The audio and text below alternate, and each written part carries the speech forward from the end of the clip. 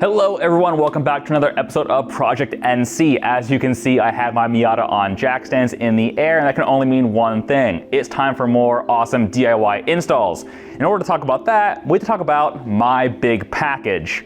No, not that one, it's actually hilariously small. I mean, this big package. Play the intro.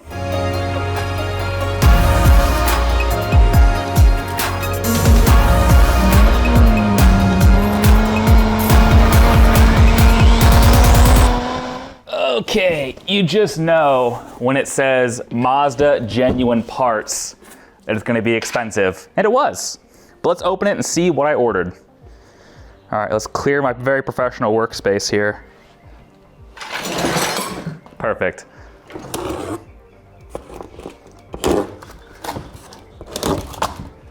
This has to be the biggest box you could possibly imagine for such a small car, right?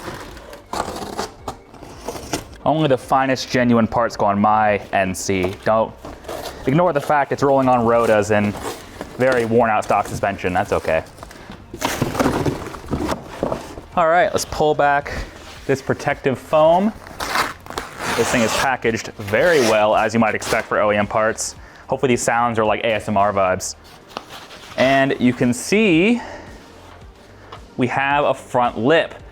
This is the OEM optional club front lip you can get on the NC2 Miata. I mentioned in an earlier video that I think the NC3 front end is the best looking of the NCs available. Even though my car is an NC2, the previous owner put on the NC3 front bumper, and I'm very happy that they did.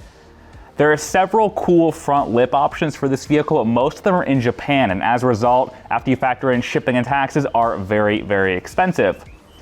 And after just looking at it, I love the look of the NC3 Club. I think it's such a classy looking car while having just enough aggression for a factory package.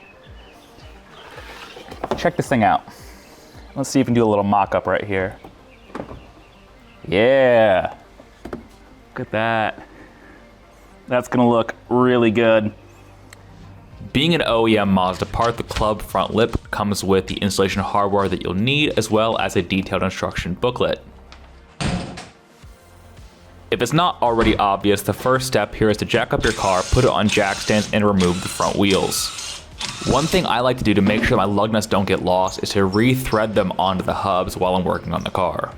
Using a Phillips head screwdriver and a pry tool or a secondary flathead, you're going to want to remove 7 clips from inside the fender liner well. Once you pull back the fender liner, you'll see 2 10mm nuts securing the front bumper into the car. Remove these on both sides of the vehicle. With the fender liners loosened and the 2 bumper bolts behind the fender liners removed, you can remove the 10 bolts underneath the vehicle holding the splash shield of the bumper cover. You can use either an 8mm socket or a Phillips head screwdriver because the bolt uses both, which is pretty cool.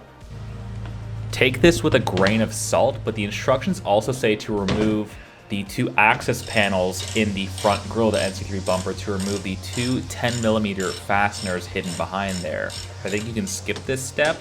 That was just my experience. Moving to the top of the bumper, there are 8 10mm fasteners inside the engine bay that hold the front bumper cover up on the top part. With those removed, you can begin to slide the bumper cover off the vehicle. Now, don't just yank because your fog lights and running lights are still attached, they're still plugged in. With the bumper off the NC, this is actually the perfect time to knock out a few side projects I had in mind with this vehicle. I had the car professionally ceramic coated, so the paint looks as good as a 2009 NC possibly can.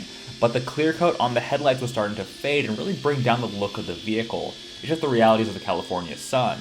What I did was I knocked down the remaining clear coat with 1000 grit, 1500 grit, then 2000 grit, and then buffed it as best I could. I ordered a can of 2K clear coat to re-clear the headlights. Unfortunately, it did not arrive on time for this video. With the headlights looking better, I also wanted to reinstall the factory air intake tube that the previous owner removed for some reason and just had sitting in the trunk. When this tube is not installed, the air intake opening is right above the radiator, which certainly causes heat soak. The NC factory intake apparently is pretty efficient, so having this in place makes sense to me. With the bumper off the car, we can now prep the club lip for install. There are 3 stud bolts that go in the lip, one on each corner, then one in the center, that you can knock in with a flathead and a mallet, or in my case, a trim tool and a mallet. Then there are 6 areas where you can slide on a clip receptor, which gets screwed into by the other end. Oh, hi there. It's your boy, just checking in. Are you enjoying the video so far? Well, of course you are. That's because this is some grade A primo content we're talking about. So go ahead and show your support by hitting the like and subscribe buttons. It's free and helps the channel. All right, back to the video. With all 9 fasteners installed on the lip, it's time to address the bumper itself. If you flip the bumper cover over to the inside, you'll see there are a variety of crosshairs pre-etched into the inside of the bumper cover, and that's where you need to drill to install the lip. The instructions are pretty clear when it comes to the size of the holes you need to drill and things like that, but it's worth noting there are 2 optional front lips available with NC3 front bumper, and so as such there are crosshairs for both lips.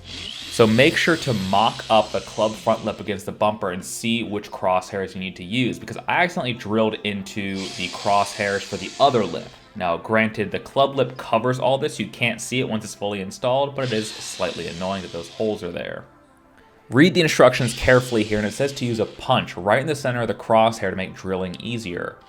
Because the bumper is very soft plastic, it's very easy to drill through, but at the same time it's also very easy for your drill bit to slip if you're not careful. With that, you should be able to mock up the lip onto the bumper and see how it looks. In my case, everything worked out perfectly. Those factory etched in crosshairs came in so clutch. With that done, reinstallation of the bumper is the exact opposite of removal. Very, very simple process. And with that out of the way, let's cut to the next shot.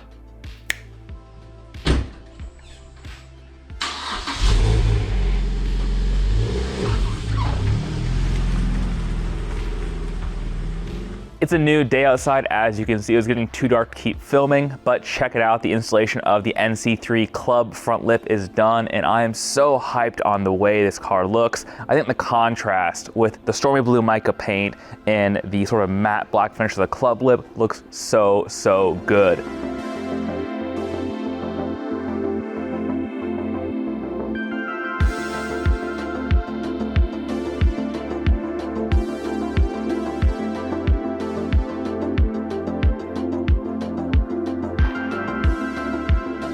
What really pushed me over the edge to get this lip over some of the other choices available out there, especially options from Japan, is I follow a guy on Instagram who has a stormy blue NC3, and he has the Club lip and he tracks his car, and the overall look he achieved with his car looks so good. It definitely gave me that last push to pay the absolute premium that this front lip costs, because this thing is about 350 bucks after tax when all is said and done. It's not an inexpensive option.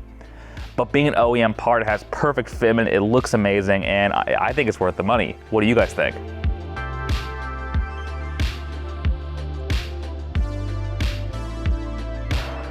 And that's a wrap on this episode of Project NC. Nice, simple, easy episode. Hopefully you enjoyed it. I certainly did. I'm very, very stoked on the end result. And for you watching at home, what else do you recommend I do to this car? I'm all ears on modifications for this thing.